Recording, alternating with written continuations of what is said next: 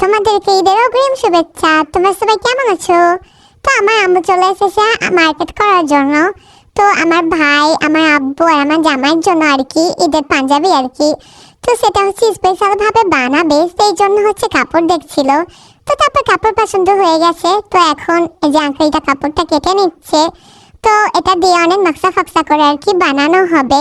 তো তারপরে এই যে কেটে নিল কাপড়টা। তো কাপড় কাটা প্রায় শেষ, এখন হচ্ছে যে ভাঁজ করে দিচ্ছে। তো অনেক ভিড় ছিল আর কি ঈদের মার্কেটে। তারপরে যে প্যাক করে দিল। তো আমাদের তো পাঞ্জাবি নেওয়া শেষ, এখন তো পায়জামার কাপড় নিতে হবে, তাই না? না হলে তো হয় না। তো তাই সেজন্য হচ্ছে যে পায়জামার কাপড় নেওয়ার জন্য গেলাম। তারপরে যে এখান থেকে পায়জামার কাপড় নিয়ে নিল। এখন তো টুপি লাগবে, তাই না? সে নামাজ পড়তে যাবে, সেই জন্য তিনজনের একই রকমের টুপি নিয়ে নিল।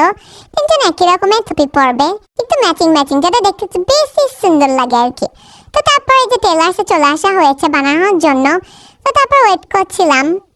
তারপর যে কাপড় চোপড় দেওয়ার পরে যে কি সব হাবি জাবি এখানে দেখছি আর কি, এটা বুঝি না কি, যাই হোক। তো তারপর আমার আম্মু আবার দেখিয়ে দেখিয়ে দিচ্ছিল।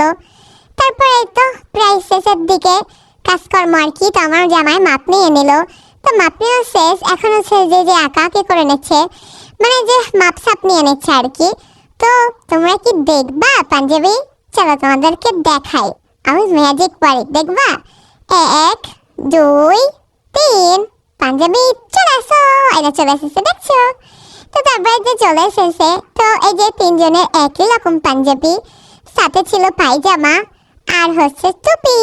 এই তিনজনের একই রকমের এইগুলো আর কি। আমাদের মার্কেট এখনো শেষ হয়নি, কেবল একটা হলো। তো তোমরা কে কি মার্কেট করছো? তোমাদের মার্কেট কি শেষ?